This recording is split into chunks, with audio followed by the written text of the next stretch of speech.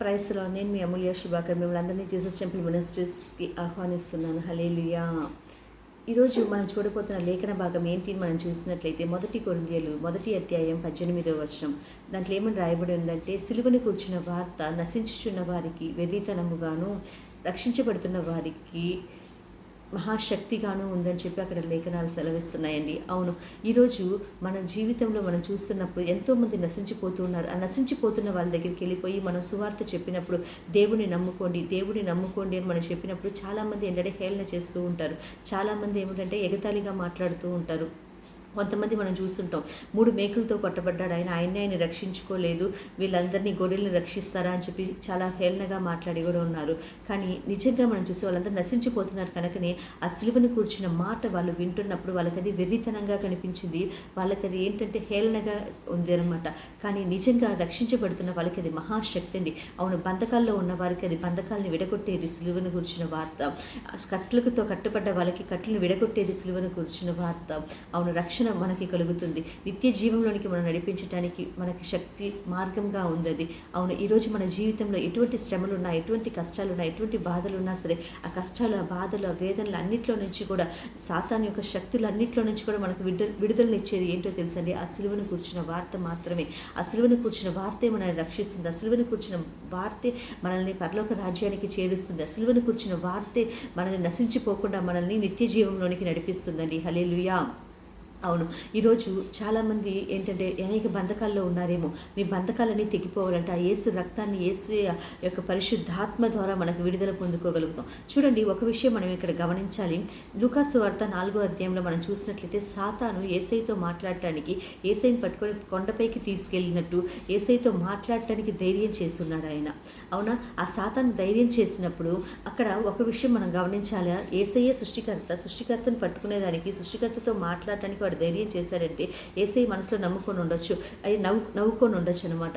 అయ్యో, ఈ సృష్టినంతా నేను సృష్టించాను, వీడు నన్ను రాళ్ళని రొట్టెలుగా చేసుకొని తినమంటున్నాడు, ఈ లోకంలో ఉన్న ధనాన్ని అంతా నాది, ఈ లోకంలో ఉన్న ప్రజలు, వెండి బంగారము ఇవన్నీ నావై ఉన్నాయి, వీడు వెర్రితనంగా నాకు ఇవన్నీ ఇస్తానని చెప్తున్నాడు చూసారా అనుకుని తన మనసులో ఆయన నవ్వుకొని ఉండొచ్చు. కానీ అక్కడ ఆయన అనుమతించాడు సాతాన్ని ఆయనతో మాట్లాడటానికి. చూడండి, ఎప్పుడైతే ఆ సిలువలో ఆయన తన ప్రాణాన్ని దేవునికి అప్పచెప్పి మనందరి కోసం సజీవ యాగంగా, పరిశుద్ధమైన గొర్రెపిల్లగా ఆయన అక్కడ బలిగా సమర్పించుకున్నాడు. జగత్పునాది వేయబడక మునిపే గొర్రెపిల్ల వధింపబడను అన్నట్టుగా ఆయన అక్కడ తను సమర్పించుకున్నాడు ఆ సిలువలో. దాని తర్వాత సాతాను ఆయన వైపు చూడటానికి కూడా భయపడ్డాడట.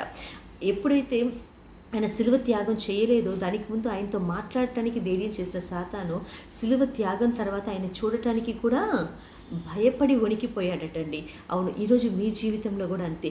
మీరు సిలువని ధ్యానించకుండా, సిలువని మీరు చూడకుండా, యేసుక్రీస్తు దగ్గరికి రాకుండా, పైన ఒక నామకార్థ క్రైస్తవుడిగా మీరు జీవించినంత మాత్రాన మీకు రక్షణ కలగదు. కానీ నిజముగా ఆయన యొక్క సిలువ త్యాగాన్ని ప్రతిరోజు కూడా, అయ్యా నువ్వు మా నిమిత్తం నువ్వు చేసిన ఈ త్యాగాన్ని బట్టి నీకు స్తోత్రాలని చెప్పుకుంటూ ఆ సిలువలో కాల్చిన రక్తాన్ని, ఆ పరిశుద్ధాత్మ దేవుణ్ణి ఎప్పుడైతే ధ్యానిస్తామో, ఎప్పుడైతే మనం ఆయనకి లోబడతామో అప్పుడు మన జీవితాన్ని ఆయన మార్చేస్తాడండి. ఆ కట్లన్నీ కూడా తెగిపోతాయి. అంతవరకు కూడా మీరు ఆ ధ్యానించినంత వరకు కూడా సాతాను మీ జీవితంలో అనేక శోధనలు తేవచ్చు, అనేక కష్టాలను తీసుకురావచ్చు.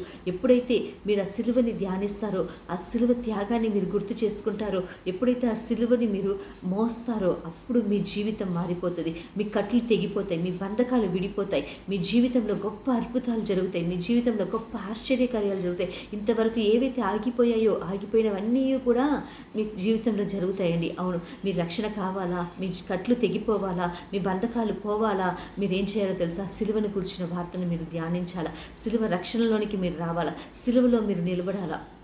అవును, మనం ఇక్కడ చూడటం కాదు కానీ, సొంత బలాన్ని, సొంత వాటిని ఆలోచించుకోవటం కాదు కానీ, యేసయ్య మీద ఆధారపడ్డప్పుడు, ఆ సిలువ త్యాగం మీద ఆధారపడ్డప్పుడు, అయ్యా దాని ప్రతిఫలాన్ని మాకు ఇవ్వు, నువ్వు చేసిన త్యాగం యొక్క ప్రతిఫలాన్ని మాకు ఇవ్వు అని చెప్పి మనం ప్రార్థించినప్పుడు మన జీవితం గొప్పగా ఆశీర్వదించబడుతుంది. అవును, సాతానుతో మనం చెప్పాలి, నా తండ్రి ఆ సిలువలో నా నిమిత్తము ప్రాణం పెట్టాడు కదా, నా నిమిత్తం ఆయన రక్తాన్ని చిందించాడు కదా, నా నిమిత్తం ఆయన తన ఆత్మని అప్పగించుకున్నాడు కదా, ఇక నేను భయపడాల్సిన అవసరం లేదు, ఆ సిలువయే నన్ను రక్షిస్తుంది, ఆ సిలువే నాకు రక్షణగా ఉంది, ఆ సిలువే నాకు మార్గంగా ఉంది, ఆ సిలువే నాకు సమస్తాన్ని అనుగ్రహిస్తుంది అని చెప్పి ఆ సిలువని మనం ధ్యానించినప్పుడు నిశ్చయంగా మన జీవితంలో ఉన్న ప్రతి కట్లు తెగిపోతాయి, ప్రతి బంధకాలు పోతాయండి. నిశ్చయంగా దేవుడు మీతో ఈరోజు మాట్లాడతాడు. నమ్మి విశ్వాసంతో ప్రార్థిద్దాం. యేసయ్యా నీకే స్తోత్రం దేవా తండ్రి నాయన, పరిశుద్ధాత్మ దేవా. అవును ప్రభా యేసయ్యా, అయ్యా తండ్రి నాయన యేసయ్యా, మేము నిన్ను ధ్యానించకుండా యేసయ్యా, అయ్యా తండ్రి నాయన, అయ్యా మేము మా సొంత యొక్క ఆలోచనలతో మేము ముందుకు వెళ్ళామేమో, మమ్మల్ని క్షమించండి. నీ సిలువని ధ్యానిస్తాం ప్రభా. ఈ రోజు నుంచి తండ్రి అయ్యా ఆ సిలువ రక్తాన్ని ధ్యానిస్తాం ప్రభా. యేసయ్య పరిశుద్ధాత్మ దేవుని మేము ధ్యానిస్తాం ప్రభా. అయ్యా నీలో మేము నడుస్తాం తండ్రి నాయన, నీతో మేము ఉంటాం ప్రభా. ఆ సిలువలో మాకు ఇచ్చిన ఆ ఆశీర్వాదాన్ని మేము పొందుకునే దాని కొరకు, ఆ సిలువ త్యాగాన్ని మేము అయ్యా దాని యొక్క ప్రతిఫలాన్ని మేము అనుభవించడం కొరకు మాకు జ్ఞానాన్ని దయచేయండి, మాకు శక్తిని దయచేయండి, బలాన్ని దయచేయండి, నీ కృపని మాకు అనుగ్రహించమని. అయ్యా ఏ బిడ్డలైతే ఏ కట్టుల్లో ఉన్నారో, ఏ బంధకాల్లో ఉన్నారో, ఇప్పుడే ప్రభా ఆ సిలువ త్యాగం ద్వారా వాళ్ళ కట్టులను తెంపివేయమని, వాళ్ళ బంధకాల్ని కొట్టివేయమని, వాళ్ళని ఆశీర్వదించమని. అయ్యా రోగస్తుల మీద ఇప్పుడే నీ సిలువ రక్తాన్ని కుమ్మరించమని, వాళ్ళకి స్వస్థత దయచేయమని తండ్రి నాయన. అయ్యా బంధించబడ్డ వాళ్ళకి తండ్రి నాయన ఇప్పుడే నీ ఆత్మతో వాళ్ళకి విడుదల దయచేయమని, నీ రక్షణ దయచేయమని. అయ్యా తండ్రి నాయన, అయ్యా నీ కృప దయచేయమని నజరేయుడైన యేసుక్రీస్తు నామములో అయ్యా నిశ్చయంగా ప్రభా ప్రతి బిడ్డను కూడా మీరు ముట్టి స్వస్థపరిచి విడుదల దయచేసి అయ్యా నీ రక్షణలో నడిపించుకుంటున్న బట్టి నీకు స్తోత్రాలు తండ్రి. యేసు నామములో ప్రార్థిస్తాను తండ్రి. నిశ్చయంగా మీరు చేసిన దాన్ని బట్టి నీకు స్తోత్రాలు లేవా. Thank you Jesus, thank you. యేసు నామములో ప్రార్థిస్తున్నాను తండ్రి. ఆమేన్, ఆమేన్, ఆమేన్.